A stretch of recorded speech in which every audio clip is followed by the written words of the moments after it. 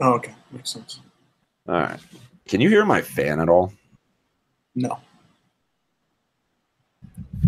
Nothing like Heath's crickets. Okay, so you're not getting any like weird buzz or anything? No. All right, let's do it. Hey, everybody, and welcome back to another edition of the Dynasty Tradecast, brought to you this week by myffpc.com. As always, I'm your host, Eric Bertzloff, better known on Twitter as @DynastyTrades, joined by my co-host, Nathan, right now. And we've got Dan, who is going to drop in here at some point, or so he promises, Nathan. So I've heard you say that intro a million times, and I'm just now noticing your name isn't Eric Bertzlaff. It's Eric Bertzloff. Yeah, Bertzloff. That's right. You've been saying my name wrong for all of this time, and I just let you railroad yourself. But like a real friend would be like, "Hey, bro, like you've been saying my name wrong." Because like whenever like people are like, "Oh, who's like the second best co-host on the Tradecast?" I'll go, "It's Eric Bertzlaff." Hey, okay. Well, here's the real God honest truth is I've become so ear numb to like hearing that mess up of my last name. Like half of people screw it up, so I just let them keep going. But if it's Loff, it should be Loff, in my opinion.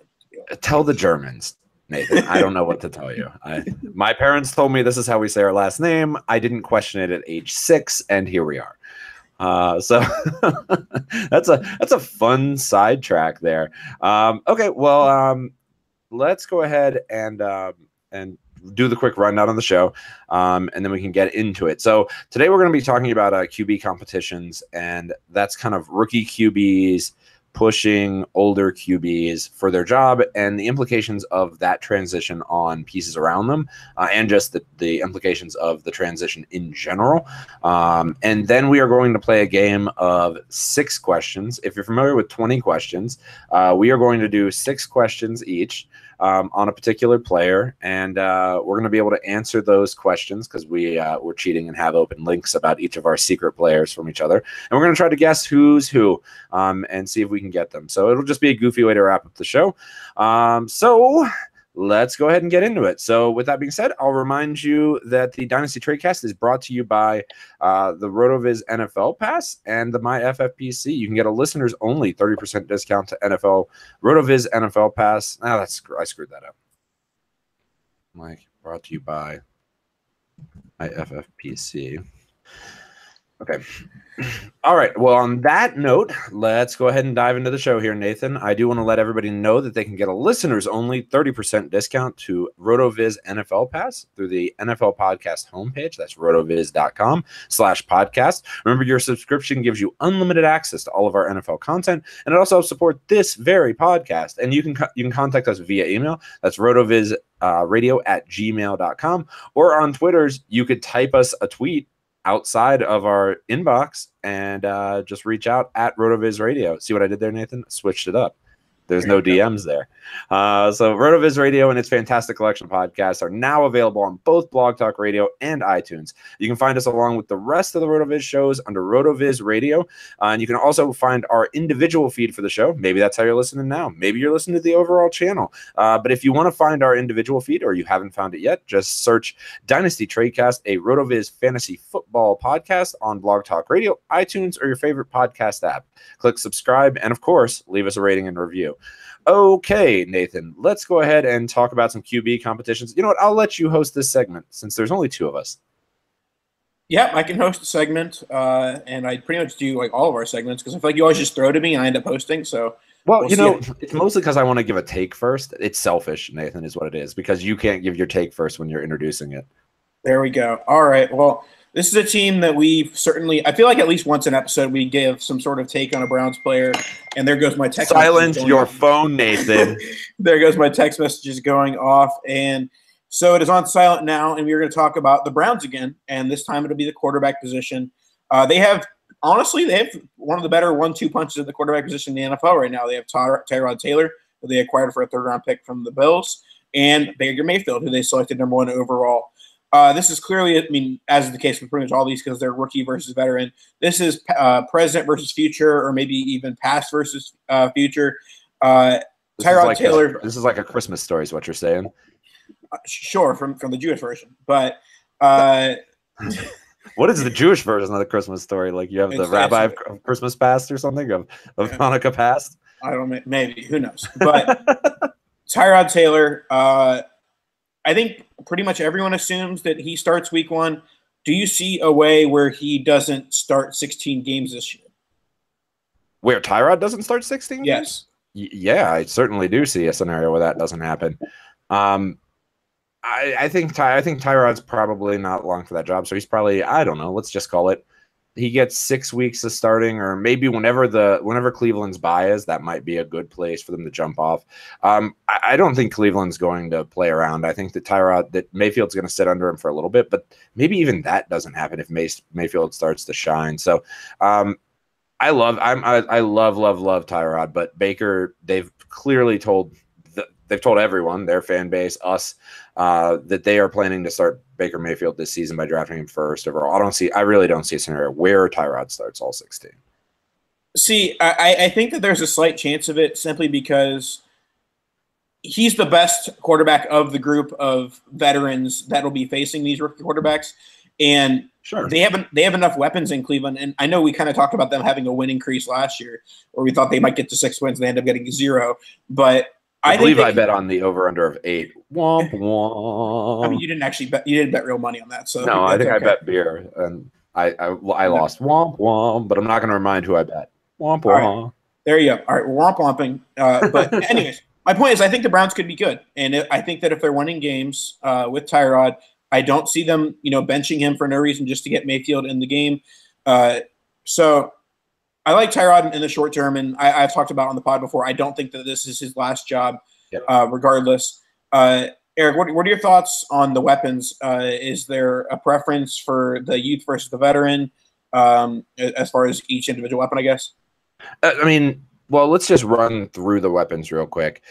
So we've got Jarvis. Let's just go wide receivers. So we've got Jarvis Landry, Corey Coleman, and Josh Gordon, with the rookie Antonio Callaway kind of sitting in the background there, and then the ever elusive Jeff Janis riding the pine for the season or not making the team. But from a wide receiver standpoint, with Tyrod in the game, and actually with Baker in the game too, since they both play kind of I'll just do the thing I hate the most and call it street football, or backyard football, where they both kind of can make plays with their feet, where Jarvis Landry is the kind of guy who's open in those situations. So he's the kind of guy that is a check down guy or release valve. So I really like Landry with both quarterbacks. I like him a little bit better with Tyrod. Coleman, I think we've talked about on the show, so I won't go too far into it, but I really do worry about his value in general. I really liked him as a rookie, and he has not gotten his chance with the injury. And Josh Gordon, if he manages to stay drug-free, is very intriguing. And I think Twitter is continuing to show the love for the very intriguing Josh Gordon. But the one sneaky play that I like, which I think the word's getting out, is Callaway. If he can stay clean, is a guy that I really like on that team as well. Yeah, and I think that the key to Callaway getting playing time is a Mayfield offense. I don't see him getting involved with Tyrod. I think Tyrod will stick with the Landrys and the Gordons. And I think that when – Sorry, you worry I'm just thinking about how kind of miserable Sammy Watkins was under Tyrod Taylor, how inconsistent he was. I kind of see that in the same vein. Yeah, but basically what I'm kind of seeing is that I think that once the younger guy in Mayfield enters the situation – the younger guys will become more of a focal point. Obviously, Landry's going to get his targets no matter who's at quarterback. Yep. But I think that we'll see more of Njoku, we'll see more of Duke Johnson and Callaway when Mayfield is in the game, and we'll see Tyrod rely heavily on Landry and Gordon. Yeah, I think that's totally fair. And veterans like veteran players who can run solid routes and can be their blanket. So no, I completely agree. I'm not sure that either guy impacts the running back world, and the running back I have no idea if Hyde is the guy this year or if Chubb is, but I'm not sure that we need to even really hit on that since that's a bit off topic. Yeah, I think that either quarterback, they're gonna try and run the ball when they're not down. So, but I think if there's one guy I want, and from a fantasy perspective this year, it's Duke out of that backfield because he's getting the passing game options. But there will be definitely inconsistencies there. Let's move on to our next one. It'll be the Arizona Cardinals quarterback duo, and it'll be Sam Bradford, who they brought in free agency. and Josh Rosen.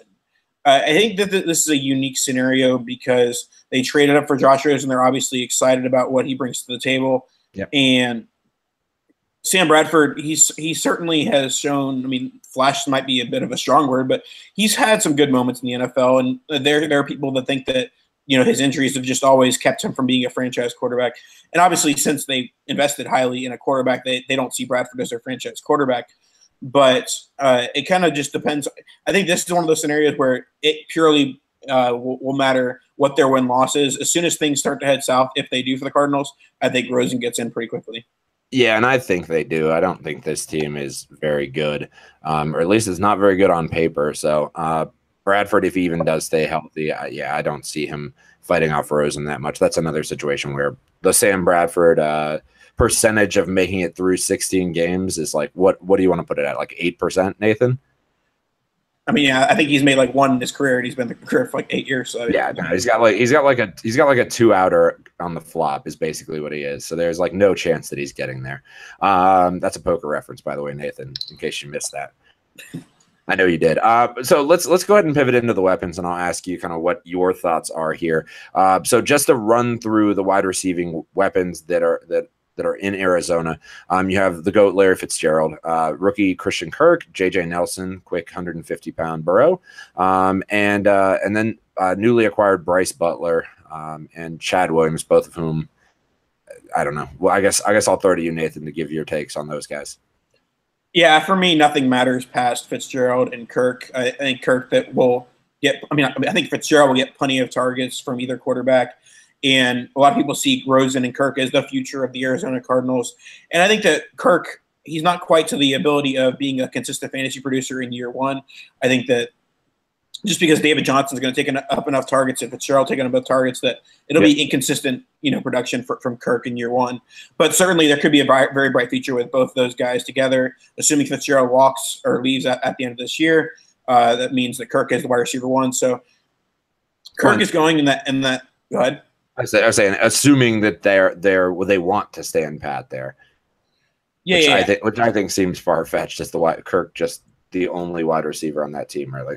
Well, I don't think that would be the case. I think it would be more so that they would bring in a similarly valued or lower valued wide receiver there. They spent a second-round pick on Kirk. Yeah. I don't really see them spending a first-rounder if Fitzgerald walks. They could certainly, but Kirk will either be the wide receiver 1 or wide receiver 1A, 1B. So, he's one of those players that I think might actually be undervalued right now from players, and this is kind of a weird way to say it, but the guys that don't own Kirk probably aren't as high on him as they should be. So certainly you can't sell him right now. And it obviously depends on who ended up getting him in the draft, whether they like him or not. But anyways, this is like the Juju Smith-Schuster thing last year, where like there were guys who were just totally out on him, but the second he blows up and flashes, that everybody in the dynasty community is like looking back wanting their Juju Smith-Schuster. So I think that's a comparison there. Yeah, certainly. And so no impact for David Johnson. Obviously, he's going to be a top 5 running back regardless, the quarterback at the helm. Yeah, I completely agree. The one player that interests me, if you're going deep stash here, I think Bryce Butler has flashed enough to not be on your waiver wire. And there's a lot of leagues where he is on waiver wires right now. So he's a guy that interests me as kind of a piece that they don't really have in like a big go up and contended and catch contended balls. Where Fitz is obviously able to do that, but he's a bit of a different animal altogether. So I think Butler is a guy who could, if he builds the right relationship, could flash, and he's basically free right now. I feel like I was picking up Bryce Butler in like 2012 at Dynasty League. So it's true though. But that's what it is. Is like everybody's kicked him to the side. I picked him up today in a league. There you go. All right, let's move on to our next set of quarterbacks. This is more of a trio, actually. It'll be Sam Darnold, Teddy Bridgewater, and Josh McCown. This is kind of how I see the situation playing out. Right now, McCown is obviously the safe option, the guy that you would assume will start week 1. But Teddy has flashed in minicamp, and obviously some of that ends up being fluff pieces. But I think the Jets see themselves as a team that isn't going to be winning this year, despite the fact that they traded 2 second-round picks, or their second-round pick for next year. But still, I think they're a team that kind of is looking towards the future, and maybe the best move for them is to give Teddy Bridgewater that early opportunity. And if he flashes, flip him to any team that might have a quarterback injury or who is just in need of a QB2. And then they can bring in Darnold at the helm in the middle of the season. And obviously, the Teddy experiment could easily, flop. But I think it's something that they have to at least try to maybe, dangle that out there, see if he can play well, and then it becomes trade bait for a team that already has what they perceive as their franchise quarterback, and it should be because he's the 3rd overall pick. I mean, the puff pieces are real coming out of New York right now. I feel like it's every time I look at Roto World, it's like some guy who's Teddy Bridgewater is amazing right now. But I do think that that's just them hoping to trade him. So yeah, I think you're exactly right. Is like I'm not sure that they actually start him in a game though, but I do unless he just looks great in camp. I think that at least week 1, they can't just roll out a guy for their fan base that they really don't think is their best option. Because McCown's shown that he can at least carry this football team to a mild amount, a Ryan Fitzpatrick level of success is what I'd say, is what he's proven that he can do. So I think I'm on board with you, but I'm not sure we see Teddy starting. But I don't know. I mean, maybe an injury to McCown, you have Teddy come in, flash, and then they try to get rid of him. So, but I mean, obviously Darnold's the long play here. I'd say by next year, if Darnold's not starting, then they're going to be looking for another option. Yes, no, Darnold will be starting at least by midseason. And the key is Robbie Anderson staying out of trouble, Quincy Enunwa getting healthy. And even when all their options are healthy and not suspended, they're still not a great group. So they're kind of reliant on some more weapons coming in the 2019 offseason, whether it be through the draft or free agency. So it's going to be a rough process from fantasy and NFL in general for any of these quarterbacks. But there is certainly hope for the future for Darnold. Yeah, I won't have you slander Jermaine Kearse's good name like that. That's unbelievable that you've done that. But yeah, there is seriously, there is nothing here. There's some guys on this roster that people used to love in Dynasty that are free. Is there anybody like Chad Hansen? I've heard a little bit of buzz about. Devin Smith was a 2nd-round pick. Stewart was, I want to say, an early pick as well. I mean, do any of these guys that are like 2nd, 3rd year in the league interest you at all for like a waiver wire claim? Yeah, I mean, Hansen and Stewart are fine as like the 23rd, 24th guy on my roster. As someone who had Devin Smith on every Dynasty team a couple years ago, he's no longer on any of those teams. So I have no hope for Smith until he shows absolutely anything on a Dynasty. I mean, on a football field, and I'm not sure it'll ever happen because he just has had these catastrophic injuries. So, but yeah, you're still buying Laquan Treadwell. All right, perfect. Just want to I am not buying Laquan Treadwell. But didn't you buy him for free in a league? I feel like I saw a trade. Well, no, it was Drunk or Not last week with 25 big bucks. Yeah. All right. Well, literally, you did a trade last week where you bought Laquan Treadwell, and now you're going to deny, Nathan. Denying is unacceptable. Yeah, this team's going to suck this year. So I don't think I like any of it for Dynasty purposes. But Darnold's an interesting piece, and Darnold's a piece that is more expensive now. But if they really do suck this year, and if he struggles in his first year, it could be a Jared Goff effect where his value tanks a bit, and then if he gets into a better system with better pieces, that there's a buying window there in the offseason to buy him for a deflated price. Yeah, that's certainly well within the range of outcomes of him having that kind of career trajectory. But I think because it's happening so close together, and maybe I'm overestimating the ability of Dynasty Twitter and just the Dynasty community in general, but I feel like we aren't going to give up on the young top 5 draft pick quarterback that easily like we did with Goff. What are you talking? No, we definitely will. We will be having this conversation. We most certainly. I will remind you, Nathan, that we have the world's shortest memory for playing the world's longest game. Put that on a t-shirt. Maybe I will. Maybe that'll be the new Dynasty Trades t-shirt. Have a short memory. No, I like that phrase. The world's shortest memory for the world's longest game. I think that's clutch. All right, very true. Well, let's move on to our next one, another AFC East team, and this might be the ugliest of all the pairings or trios of this list. and it is Josh Allen and now AJ McCarron. I was blanking on McCarron's first name for a second. He's just got initials. I mean, AJ, I'm pretty sure is not the real name. So, what is his first name? That's the question. Alan John. I don't know, Ooh. But it's not going to be that. But right now, Nathan. All right, you can look that up, and I'm going to talk about this. I think that this is another team. I know that this is another team that has a limited list of weapons. Nothing that you're really too excited to have, whether it's a young quarterback or a rookie quarterback. I think that Allen takes this job over pretty quickly because they gave up, 2 second-round picks to move up from whatever, I think it was like 12 to 7. So they gave up some assets to move up. They're a team. I mean, NFL teams and fan bases are getting less patient as time goes on. So I think Allen gets thrown in pretty quickly to kind of sink or swim. And I think that he certainly has the ability. His dynasty value is very minimal right now. Yeah. But I think he could be a great buy low prospect this time next year. Yeah, I mean, the hate train is real. I mean, I don't know that I've seen Allen go in the first round of a super flex draft. He's pretty much locked in the second round right now. So that's pretty cheap for a guy that was picked. What was he, top 7 in the draft? So that's pretty cheap, all things considered. But I do think AJ McCarron's capable of floating a team here, but this team is even worse than the Jets roster. I mean, their pieces are – I'm not even going to go through the rest of the list. Their pieces are Zay Jones and Kelvin Benjamin. And, I mean, I don't want either of those guys on my dynasty team. I guess Charles Clay counts too, which he's a great sleeper and maybe the only piece that I'm interested in owning on this entire offense. But and that's because he's free and he tight ends. Right, exactly. So. But I mean, and he's habitually undervalued. He's one of those guys that finishes as a top 10 tight end for year after year that nobody ever seeks out in a trade, nobody ever talks about. But he is. He's a guy that you can plug and play and feel pretty comfortable with. But yeah, I mean, anything to add there as far as the success of McCarron versus Allen with this particular team? No, I think that it'll be the Allen show pretty quickly. It's basically my take.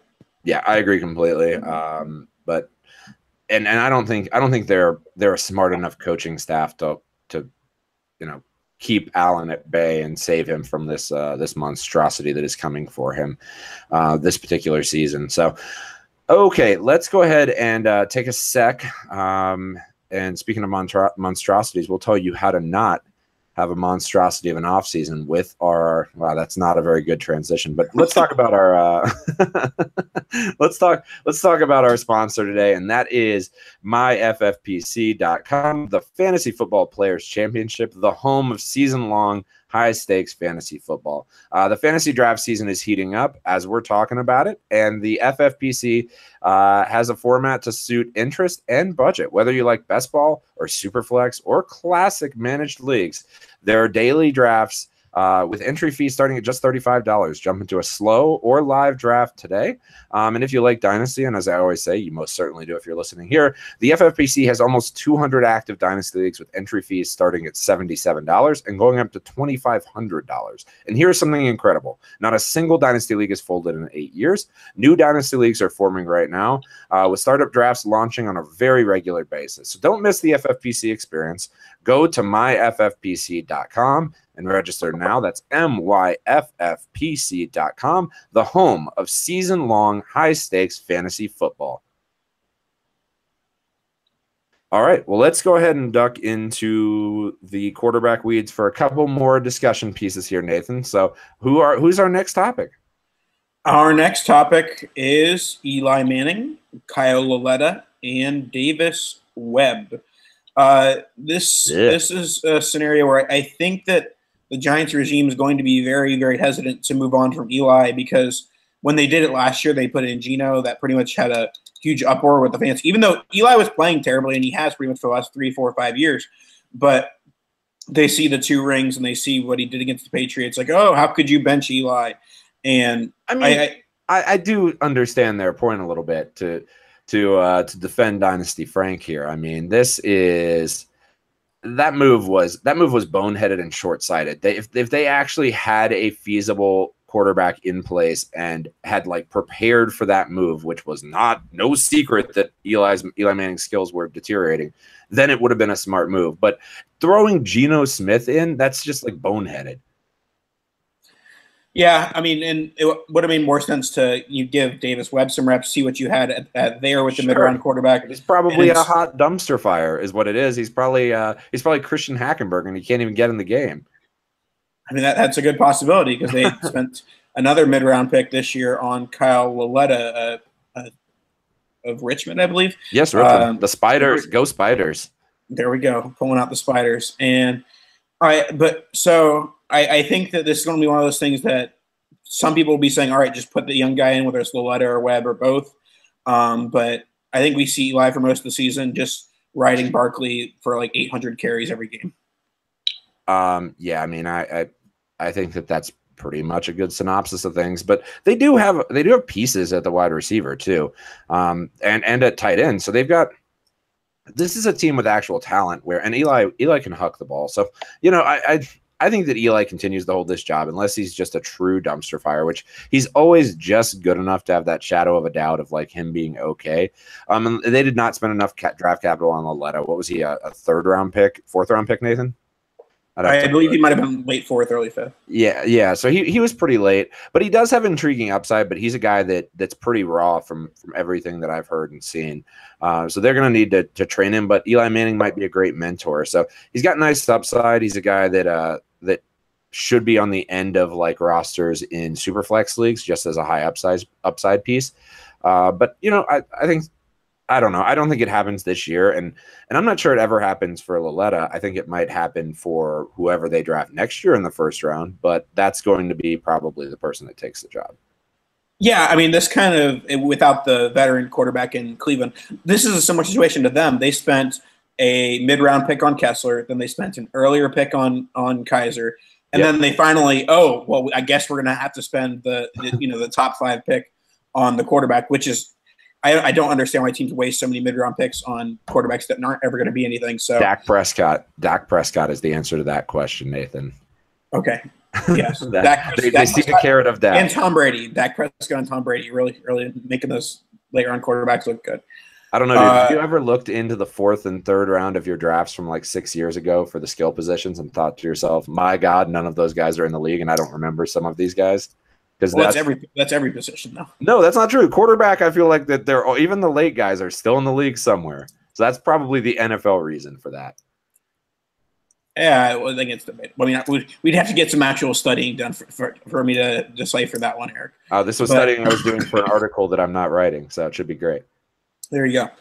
All right, let's go to our last quarterback competition of sorts, and this is going to be the Ravens with Joe Flacco and Lamar Jackson. I think that this is not so much of a competition, more so of a Lamar will early on in the season will have the wild. I know the Wildcat is pretty much dead, but he'll have like that Wildcat type role where he'll come in on 2nd and 4 or just random type scenarios where he comes in the game as a change of pace quarterback. You think that's gonna happen? I don't think that's gonna happen. You don't think so? No, I don't think they're gonna do. I mean, I think they're a little bit too conservative for that. I don't know. I don't see that. I mean, who in the NFL has actually pulled that off? I feel like Tyrod did it. Maybe when he wasn't starting. I mean, I feel like they did it with Tebow. That's the one that I think I can recall of they brought him in for gimmicky crap. But I mean, that's not something that we really ever see in the NFL, I feel like. But right. But prove me wrong, I guess. But I mean, and the other scenario here is that this is, this is kind of a narrative, but this is Ozzie Newsome's last year in the NFL, and you'd think that he wants to. I mean, his team may not be good enough to make the playoffs, but I think at least he wants to try. And going to the rookie quarterback might be a bit of giving up on that. So then they spend that first round pick on the quarterback, and they're like, okay, well, we spent this capital on this guy. We still want to win this year, so let's find creative ways to use him. But even if they don't do that, I think that when Lamar Jackson starts, if at all, is entirely based on the Ravens win total. Yeah, I mean, I'm gonna call you an airhead, a warm airhead, because that was a stretch, Nathan. I'm not seeing Lamar doing that. Warm airhead, get it? It stretches. Yeah, yeah. Ridiculous. I remember the white mystery. Those things were delicious as a kid after baseball. You remember that? Got the smile on your face. That's what you went for it when you went in there and you ordered your airheads. Don't pretend like you didn't. You weren't a cherry guy, Nathan. No, I was not a cherry guy. All right. I mean, well, I think that the more likely scenario is that Flacco offers very little upside for them to go very far, and they start looking at what they have in the rookie. That is probably the more likely scenario. I don't really see them like sneaking him into packages or anything like that, or having him play on like special teams or anything goofy like that. Like I'm not. Well, that would be dumb. Please don't do that, Ravens. I mean, I'm just saying, like sneaking him in to highlight his strengths and his speed and agility.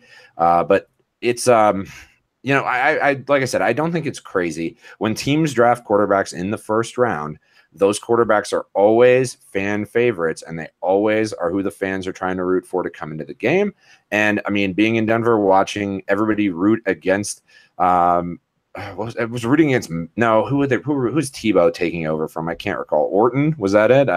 Yeah, it was Orton. But rooting against like a half decent quarterback and just demanding that Tebow be in. I foresee that being the case with Flacco.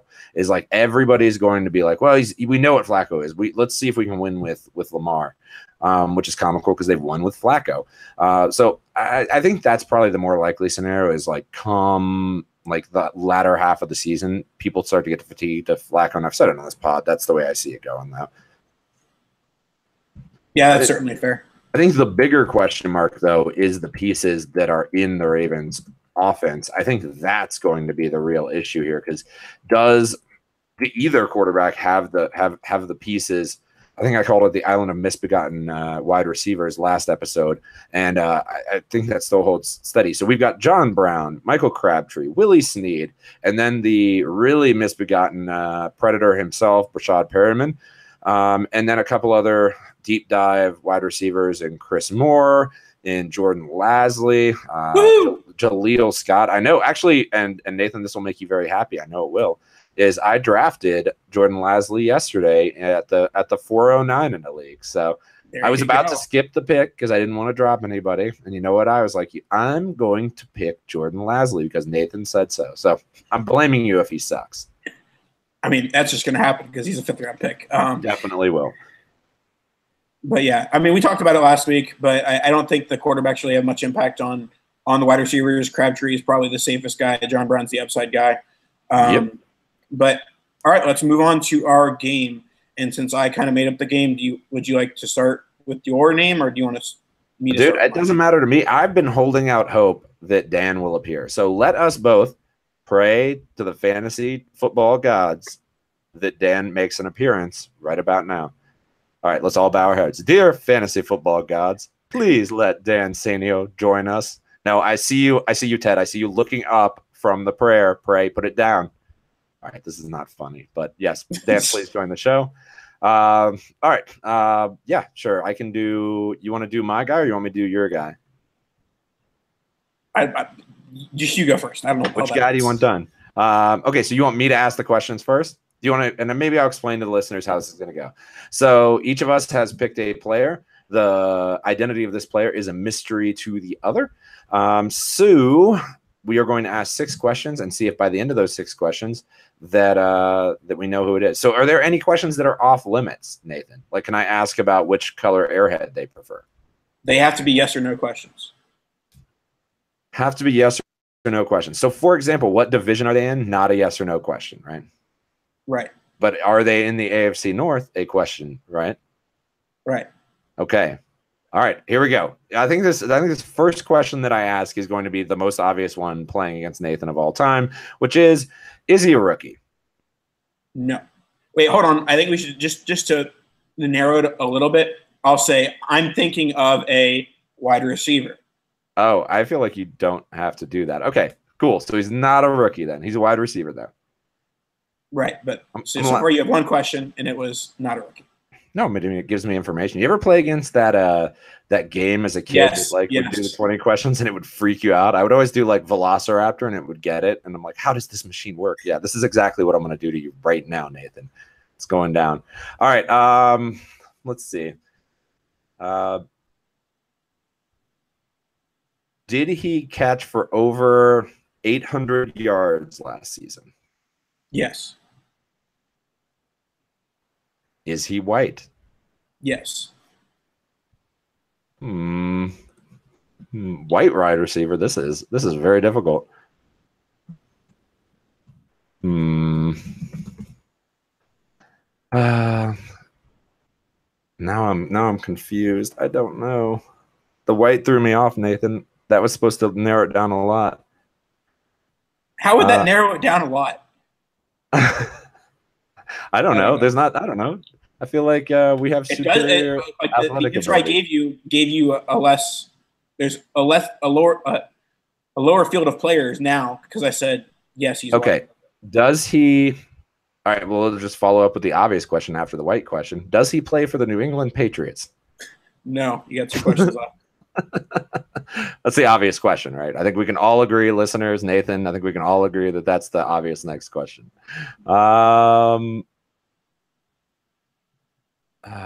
Let's see. Oh, I'm like trying to think of white wide receivers right now. Is he from does he play for a team that's in the southern United States? No. I've got 1 question left. I'm definitely screwed here. I'm definitely not popping out Velociraptors on you here.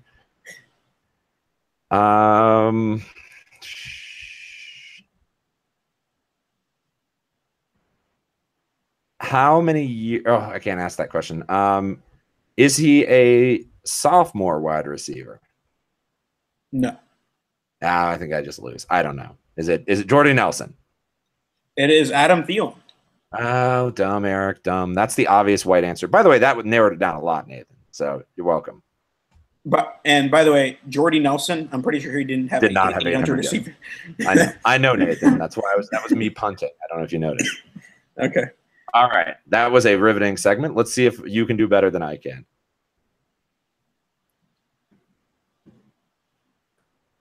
Can you tell me the position? Oh, it's a wide receiver. Also, it's Adam Thielen. All right. Does this wide receiver play in the NFC?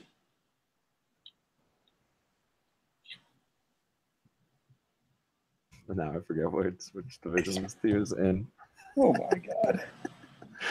Oh god. Yeah, yes, it's the NFC. I was like, I'm nearly positive, but I don't want to lie to you. All right. This player plays in the NFC. I'll go. Is he black? Wow, racist question, Nathan. I think we're going to shut down the podcast now. Unbelievable. I think we're going to go ahead and wrap it up. Tweet at NPALF. No, he is black, yes. Okay. Is he 6'1" or taller? Wow, he is not. 3 more questions. Tick, tick, tick.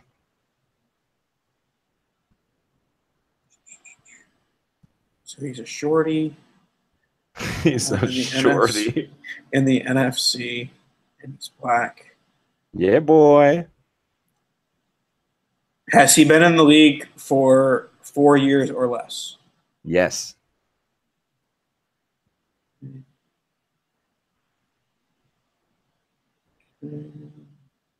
I have to cut out so much airtime here, Nathan. It's gonna be sweet. Yeah, okay. I'm can't wait for it. All right, 2 more, and we're gonna find out that 6 questions wasn't enough for this. But the next question is going to be: does he have a top 10 NFL quarterback? I know that's subjective, but based off of what? We'll say in Dynasty ADP. Yeah, sure, Dynasty ADP. In Dynasty ADP, shooting from the hip, yes. Okay, so I have 1 left. Yes. 1 question left, and he has a top 10 Dynasty ADP. I guess I'm just going to narrow it down. Does he play in the NFC East? He does not play in the NFC East.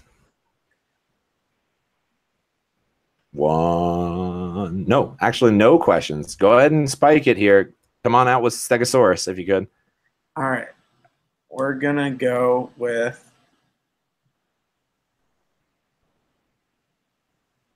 4 years or less, under 6'1".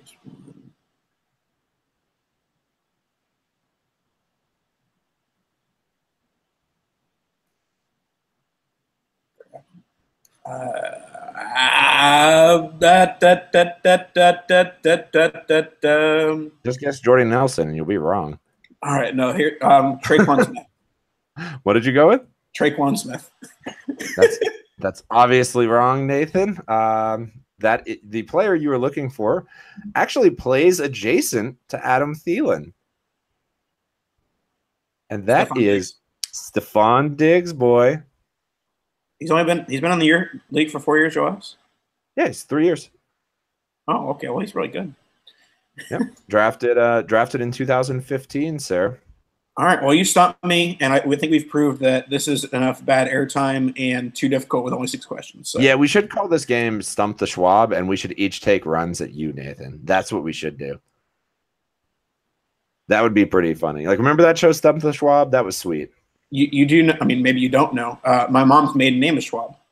I didn't know that, Nathan. But thanks for your bank passwords. I appreciate that. And I once met Mr. Schwab at ESPN the weekend at Disney. So that was fun. Wow, related? Are you related to the Schwab who was attempting to be stumped? No. Oh, okay, cool. I just met him. Great. Well, that is terrific wrap up to the show. All right. Well, on that note, I'll just do the typical wrap up. The fantasy football gods once again let us down, and Dan did not make an appearance in the show today. Womp womp womp. But make sure you leave a 5-star rating and review on this show on iTunes, and maybe Dan will read that and come back to the show. You let him know that you love him and want him back. He makes this show tick, really. We're just saying that to be nice, Nathan, because we know he listens to the show. But shh. He does not. There's no way he listens to the show when he's not on. I think he listens to the show when he's not on. I think that's happening.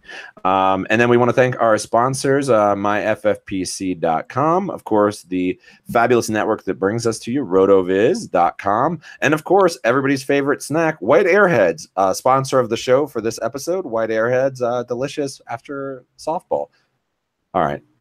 I think we're done here. I think we're at loopy level, Nathan. So for myself, Nathan, and Dan, who's not here, we're going to catch up with you guys next week. Say bye, Nathan. Bye-bye. Wow. Feminine. Bye, y'all.